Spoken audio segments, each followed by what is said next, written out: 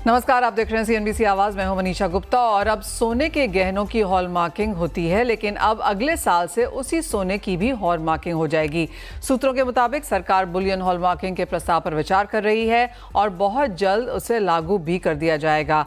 सूत्रों के हिसाब से 9 ग्राम सोने की भी जो गहने हैं उनकी हॉलमार्किंग के नियम भी जल्द आने की बात है। सरकार का ये फैसला कैसा है, कितना सही है और इसका बुलियन हॉलमार्किंग का सबसे ज़्यादा फायदा किसको होगा, इंडस्ट्री इस फैसले को कैसे देखती है, इस पर बात करने के लिए आज हमारी खास पेशकश है। बढ़ रहे हैं और हम जो दायरा बढ़ता हुआ नजर आ रहा है उस पर बात करने के लिए जीजेसी के चेयरमैन संयम मेहरा, बावा ज्वेलर्स के सीईओ गौरव बावा, अनमोल ज्वेलर्स के फाउंडर ईशू दत्वानी हमारे साथ जुड़ चुके हैं। लेकिन सबसे पहले आपको सुनवाते हैं कि आज हमसे एक्सक्लूसिव बातचीत ने इब्जा के सेक्रेटरी सुरेंद्र मेहता ने उस मुद्दे पर क्या रिएक्शन किया।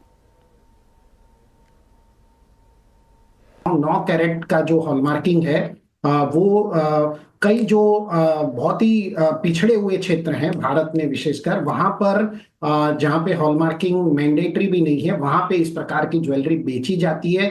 और ये किसी भी लोगों के साथ में धोखाधड़ी ना हो, तो इसके लिए हमने सरकार से कहा और हमने ये भी कहा कि क्योंकि गोल्ड के दाम बढ़ते जा रहे हैं तो कंज्यूमर को एक बेटर ऑप्शन और भी मिलना चाहिए 14 कैरेट से नीचे हॉलमार्किंग वाला। तो ये प्रस्ताव लगभग मंजूर कर लिया गया है और मुझे लगता है कि बहुत जल्द, शायद जनवरी के पहले हफ्ते से ही ये 9 कैरेट की हॉलमार्किंग लागू कर दी जाएगी। बुलियन के लिए भी सरकार से कहा कि आप इसका भी एक हॉलमार्किंग स्वरूप तैयार कर लीजिए। बुलियन पे हॉलमार्किंग फिलहाल जो रिसाइकल्ड गोल्ड आता है उस पे बहुत इसेंशियल है, क्योंकि बाकी तो बीआईएस रिफाइनरी में ही गोल्ड रिफाइन होता है या फिर इंपोर्टेड गोल्ड आता है, वहां वो तो पूरा सर्टिफाइड गोल्ड होता है, उसमें हॉलमार्किंग की कोई रिक्वायरमेंट ही नहीं है। लेकिन जो रिसाइकल्ड गोल्ड होता है, जो पुराना सोना आता है और वापस कैडबरी बन के या टुकड़ों में बिकता है, उसमें हमने हॉलमार्किंग की सिफारिश की है। मुझे लगता है कि इनिशियल फेज में ये हॉलमार्किंग 100 ग्राम के ऊपर ही लागू होगी और स्लोली स्लोली इसको 1-2 साल में 5 ग्राम तक नीचे लेकर जाएगा। हाल फिलहाल लगभग 14 से 16 करोड़ पीस, हर पीस पे एक HUID नंबर डालते हैं और ये पूरे वर्ल्ड में ऐसा कहीं भी नहीं होता है।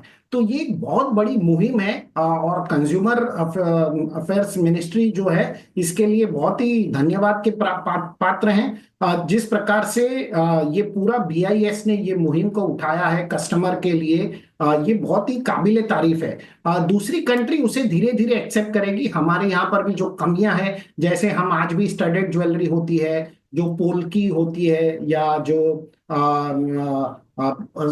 जिसके अंदर स्टोन्स होते हैं, वो उस प्रकार की ज्वेलरी को हम आज भी हॉलमार्किंग के मैंडेटरी लिस्ट में नहीं है। तो हम चाहते हैं कि ये भी सारी चीजें वहां पे आ जाए और slowly and gradually world will accept what India will say. संयम, पहले आपसे जानना चाहेंगे और बुलियन हॉलमार्किंग पर पहले एक सेंस लेना चाहेंगे। अब तक ज्वेलरी में है और जैसे कहा गया कि 40 करोड़ ज्वेलरी पीसेज अब तक यहाँ पर इंडिया में हॉलमार्क हो चुके हैं, वहाँ पर भी कुछ दिक्कतें हैं क्योंकि सभी कंट्रीज इसको एक्सेप्ट नहीं कर रही। हॉलमार्किंग को लेकर ही काफ़ी सारी खबरें हैं कि कहीं कहीं स्पूरियस या कहीं हमने फेक हॉलमार्किंग भी यहाँ पर होते हुए देखी है। इन सब के बारे में क्या कहेंगे? और दूसरा इंपॉर्टेंट चीज़, बुलियन हॉलमार्किंग का इम्पैक्ट अब यहाँ पर ज्वेलरी एज अ सेगमेंट पे कैसा पड़ सकता है?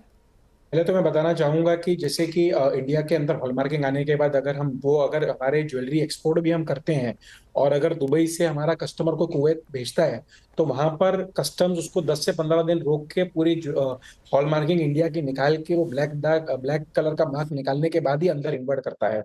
तो अगर इंटरनेशनल मार्केट्स के अंदर भी इंडियन हॉलमार्किंग नहीं है, लेकिन हॉलमार्किंग से कस्टमर का बहुत ज्यादा फायदा हुआ है, सही माल मिलने लगा है और सही तरीके से सेल्स भी जो इंडिविजुअल स्टोर्स की बढ़ रही है। अभी मैं कहना चाहूंगा बुलियन हॉलमार्किंग के ऊपर, जब आप बुलियन हॉलमार्किंग के अंदर जब भी कंज्यूमर अफेयर्स ने बुलाया था, तभी जीजेसी भी वहां पर रही है उस मीटिंग के अंदर। 42 रिफाइनर्स हैं पूरे कंट्री के अंदर, जिसके अंदर से 18 से 20 रिफाइनर्स हैं वो एक्टिव हैं हॉलमार्क बुलियन के रिफाइनिंग करने के लिए। 150 टू 200 टन्स इंडिया के अंदर रिसाइकल होता है ईयर ऑन ईयर, जिसको वापस बुलियन बनाकर अपने कारीगरों को दिया जाता है। तो इंडिया के अंदर मोर देन 2 लाख 2.5 लाख लोग बुलियन रिफाइनरी के अंदर इन्वॉल्व हैं, जो ज्यादा से ज्यादा लोग सांगली से आते हैं। तो अगर ये लॉ पास होता है तो सिर्फ 15 से 18 जो NABL सर्टिफाइड रिफाइनर्स हैं उन्हीं को रिफाइन करना अलाउड होगा, और इसके ऊपर हम थोड़ा सा और क्लैरिटी हमने गवर्नमेंट को लिखी है, ताकि जो बाकी 10,000 रिफाइनर्स हैं कंट्री के अंदर, उनको भी काम मिलता रहे। अगर शोरूम के अंदर पुराना सोना आता है, पुराना सोना आने के बाद वो उसे वापस रिफाइनर के पास भेजेगा, बीवीसी या कोई भी लॉजिस्टिक से भेजेगा और आएगा वापस, उसको 15 से 17 दिन लग जाएंगे। और बाकी जो NABL है, जो सर्टिफिकेशन एजेंसी है या लाइसेंसिंग एजेंसी है रिफाइनर्स के लिए, वो अभी साल में सिर्फ 2 से 3 लाइसेंसेस ही दे रहा है। तो सिर्फ कुछ ही लोगों के हाथ में ये आ जाएगा पूरा बिजनेस रिफाइनरी का। इसके अंदर जो लॉ बन रहा है, GJC भी इन्वॉल्व है, लेकिन जो बाकी 10 लोग 8 लोग इन्वॉल्व हैं इसके अंदर, वो रिफाइनर्स हैं। तो हमने इसके अंदर कड़ा किया विरोध डाला है कि बाकी रिफाइनर्स को भी लाइसेंस जल्द से जल्द मिल जाए। दूसरी बात है स्प्लिटिंग ऑफ गोल्ड बार्स।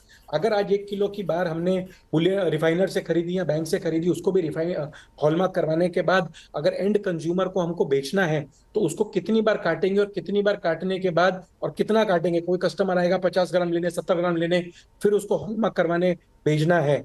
आज भी अगर हॉलमार्किंग सेंटर्स के पास हम जा रहे हैं, तो हॉलमार्क सेंटर्स उसको कुछ कुछ तादाद में हम अपनी ज्वेलरी बेचते हैं, लेकिन बुलियन अगर शाम को 6 बजे आती है, तो 6 बजे आने के बाद वो अगर अपने हॉलमार्किंग सेंटर में भेजेंगे, तो उसका रिस्क लाइबिलिटी बहुत ज्यादा बढ़ जाती है। स्प्लिटिंग ऑफ बुलियन के अंदर क्लियरेंस ऑफ ओल्ड स्टॉक के ऊपर भी अभी तक कंज्यूमर अफेयर से हमको बराबर क्लैरिटी नहीं मिली है कि जो पुराना बुलियन पड़ा है हमारे रिटेलर्स के पास, उसका क्या करेंगे। उसको कोई एंड डेट रखेंगे, उसके बाद उस बुलियन का किस तरीके से होगा। मैन्युफैक्चरर इसके अंदर हॉलमार्किंग करेगा कि जॉब वर्कर करेगा। अगर मैंने अपना बुलियन दिया है अपना कारीगर को, तो उसको हॉलमार्क करा के देना है कि वो हॉलमार्क करेगा जो जॉब वर्क के अंदर जाएगा। और जो सीरियल नंबर भी है, जो एज पर IAS 17278 का ये जो लॉ है, जो मार्क है identification of refiner, fineness, weight, serial number and year of manufacturing, ये सब चीजें भी अंदर आएंगी इसके अंदर। तो इसके अंदर क्लैरिटी और लाने की जरूरत है कि ये सब चीजों की जरूरत है। अगर हमने उसको काट के किसी चीज के अंदर डाल दिया, तो उसके बाद अगर हॉलमार्किंग के जो ऑफिशियल्स हैं वो दुकान में आते हैं, हमारा राइट पीस हमारे पास पड़ा है, लेकिन बुलियन अपने घर पे रखने के लिए नहीं, हमें बांट के उसको यूटिलाइज करके ज्वेलरी बनानी है या सेल करना है। गौरव, आप कैसे देखते हैं इसको, और आप क्या शेयर करते हैं इसमें, जहां तक हम बुलियन यहाँ पर हॉलमार्किंग की बात यहाँ पर करते हैं, आप उसे किस नजर से देखते हैं? मेरे को तो ये समझ में आता है कि गवर्नमेंट सिर्फ एक कोशिश कर रही है अपनी तरफ से, ताकि एडल्ट्रेशन कहीं पर कुछ भी होता है उसको कंट्रोल करें। जैसे कंज्यूमर अफेयर्स वाले लैब ग्रोन डायमंड के लिए भी लगे हुए हैं। So they just trying to control कि जो भी इंडिया में सामान बिक रहा है वो सब एक अच्छी क्वालिटी का बिके, स्टैंडर्ड का बिके। I look at it in this way in the first place. Secondly, जितनी भी रिफाइनरीज हैं, जो होम ग्रोन रिफाइनरीज हैं, उनके ऊपर चैलेंज भी आता है। अगर आज जैसे भी संयम जी बता रहे थे, in fact we deal with their company as well, तो अगर हमारे को उनको देना होता है, तो अगर रिफाइनरी का सामान होगा तो they will also not take it. So in fact हम लोग क्या करते हैं, we already get everything set like refined from MMTC या इग्निस और देयर फ्यू अदर रिफाइनरीज, जहाँ से हम लोग करा के वही गोल्ड ही अपने मैन्युफैक्चरर्स को दे पाते हैं। अदरवाइज तो वो कोई मैन्युफैक्चर भी नहीं लेता। अगर आप किसी को देंगे, तो being a jeweller as well, हमारे को भी बाद में रिपोर्ट भेज देते हैं कंपनी वाले कि इसके अंदर प्योरिटी के अंदर फर्क है 0.2% का, 0.3% का। So being a jeweller we also face it at times. सो हमने तो अपनी कंपनी के अंदर पॉलिसी बनाई है, हम लोग किसी रिफाइनर से, ऑर्डिनरी होम ग्रोन रिफाइनर से रिफाइन ही नहीं कराते। सो वी गेट वो सब चीज सीरियल बार नंबर के साथ ही आता है, उसके बिना तो होता ही नहीं है कुछ। तो ऐसा लगता है गवर्नमेंट का इंटेंशन ये नहीं है कि हर एक पीस के ऊपर हॉलमार्किंग आए। जो पीस रिफाइनरी फर्स्ट टाइम पे बना रहे हैं उसी के ऊपर ही तो एक बार आएगा। जब हम इतना 1 किलो को बार को कट पीस करके बेच रहे हैं, तो गवर्नमेंट को तो सिर्फ ये चाहिए कि कंट्रोल्ड रहे, अनकंट्रोल्ड ना हो, बिकॉज गवर्नमेंट रिकॉर्ड पे सब कुछ है। अगर बुलियन रिकॉर्ड पे आ गया, तो हॉलमार्किंग गोल्ड कितना उससे बना वो भी रिकॉर्ड पे आ जाएगा। They are trying to create an ecosystem। मेरे को like this is how I see। मेरे को ऐसा लगता है government in the longer run, जैसे अब डिजिटलाइजेशन इतनी ज्यादा हो रही है, सो धीरे धीरे इसका इम्पैक्ट आएगा, इकोनॉमी को इम्प्रूवमेंट होगी और ज्यादा, और एक स्ट्रीमलाइन होकर के सारे इंडस्ट्री, हमारी जो हैंडक्राफ्ट की इंडस्ट्री है एक्चुअली, और उसको ऑर्गेनाइज करने में टाइम भी उतना ही ज्यादा लगेगा। वेल एब्सोल्युटली, हम एक और चीज़ भी समझते हैं यहाँ पर कि जहाँ तक मैंडेटरी हॉलमार्किंग की बात है, जो 2021 में हमने यहाँ पर आते हुए देखी थी, उसके बावजूद भी आज भी यहाँ पर कुछ बॉटलनेक्स हैं, कुछ कंसर्न्स हैं, और ये तो हम बुलियन हॉलमार्किंग की बात यहाँ पर कर रहे हैं, तो क्लियरली एक बहुत डीप स्टडी के बाद ही इसे यहाँ पर लेके आया जा सकता है। इशू, आपका रिएक्शन क्या है इस पर? तो देखिए, पहले बात तो ये जब गोल्ड ज्वेलरी की हॉलमार्किंग हुई, ये बहुत ही अच्छा कदम था गवर्नमेंट की तरफ से, क्योंकि हम पहले देखते थे जो बाहर के कंज्यूमर्स आते थे उनका कॉन्फिडेंस ही नहीं होता था इंडियन ज्वेलरी पे। वो मतलब बोलते थे नहीं, दुबई का सोना है, मतलब बात ही ऐसी होती थी कि हमारा दुबई का सोना है। पर वो अभी बहुत हद तक, मतलब कंप्लीटली वो अभी देयर इज नो कंपैरिजन, मतलब we are as good as any international country. तो वो तो बहुत अच्छी बात है। अभी जहां पर ये बुलियन की जो हॉलमार्किंग का सवाल है, डेफिनेटली जो इंटेंशन है गवर्नमेंट का, जो माइंडसेट है, वो ठीक है कि प्रोबेबली ट्रेसेबिलिटी और ट्रांसपेरेंसी का जो है वो पर्पस है। मगर यहाँ पर बहुत इंपॉर्टेंट ये बात देखना है कि इसमें कितना कन्वीनियंट है और कितना इनकन्वीनियंट है। तो ऐसे नहीं होना चाहिए कि ये रेड टेपिज्म हो जाए, और गवर्नमेंट हमेशा कहती है ईज ऑफ डूइंग बिजनेस। तो यहाँ पर बहुत सारी हमको अभी जो, जैसे संयम जी ने समझाया, बहुत दिक्कतें आ सकती है कि अगर हमने 1 किलो का सोना खरीदा, हम पूरा 1 किलो तो एक कारीगर को देते नहीं है, हम काट काट के उसको डिस्ट्रीब्यूट करते हैं। तो हमेशा, मतलब हर रोज अगर हम किसी को थोड़ा सोना देते हैं, तो हमको दोबारा से वो बैलेंस सोना भेजना पड़ेगा, क्योंकि उसको वापस उसका नया नंबर आएगा, ईयर आएगा, तो बहुत वो मुश्किल है। और अगर हम कितनी बार तो क्लाइंट भी प्योर सोना खरीदते हैं, तो हमने 100 ग्राम का बार है, किसी ने बोला भी हमको 30-35 ग्राम काट के दे दो, तो बैलेंस जो है उसका क्या होगा। मतलब ये चीजें सोचना बहुत जरूरी है। और यहाँ पर कितना टाइम वेस्ट होगा, सिक्योरिटी का जो इशू है, क्योंकि वो बार बार बेचना मंगाना, और अगर उसमें ये मैंडेट आता है कि only certain refiners can do it, then that backlog that will be created, उसकी वजह से जो टाइम लॉस होगा। तो ये सब चीजें सोचना बहुत जरूरी है। उसकी क्लैरिटी नहीं लग रही है, और ऐसे लग रहा है कि इनकन्वीनियंस डेफिनेटली बढ़ जाएगा।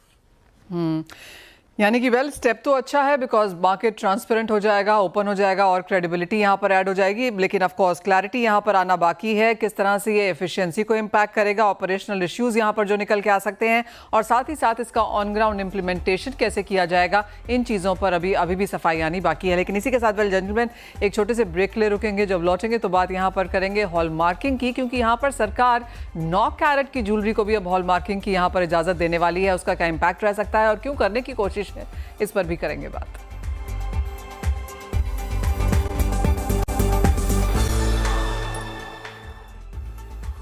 अब तक अगर हम ज्वेलरी की बात करें तो BIS की तरफ से 24 कैरेट, 23, 22, 20, 18, 14 कैरेट की ज्वेलरी आपको हॉलमार्क करानी होती है, लेकिन बहुत जल्दी 9 कैरेट भी आने वाला है।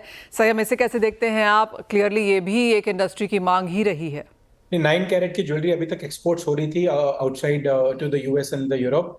अभी इसकी इंडिया के अंदर भी डिमांड अच्छी आएगी आने वाले सालों के अंदर, क्योंकि गोल्ड के रेट्स बहुत ज्यादा बढ़ गए हैं। अगर 18 कैरेट के पकड़ेंगे आप तो मे बी 60,000 के करीब होंगे, तो इसके आ जाएंगे तो और थोड़ा नीचे रेट्स इसके आएंगे। और अभी तक इसके मैन्युफैक्चरिंग गोल्ड के अंदर जनरली कोई नहीं कोई क्वांटिटी में कर रहा है, लेकिन आने वाले सालों में अगर 9 कैरेट आती है तो उसकी एक्सेप्टेबिलिटी भी हॉलमार्क से पूरे देश के अंदर बढ़ सकती है। तो एब्सोल्युटली, जिस तरह के प्राइसेस हैं और जिस तरह से हम देखते हैं कि छोटे शहरों में यहाँ पर 9 कैरेट की ज्वेलरी भी बिकती है, लेकिन उसके ऊपर कोई हॉलमार्किंग नहीं है, तो कितनी प्योरिटी है उसका नहीं पता चलता। तो ये एक अहम स्टेप है जो सरकार यहाँ पर लेने वाली है। आपने पहले लैब ग्रोन की बात करी गौरव, और उसके ऊपर भी सरकार काम कर रही है कि सिंथेटिक को रियल के तरीके से नहीं बेचा जा सकता।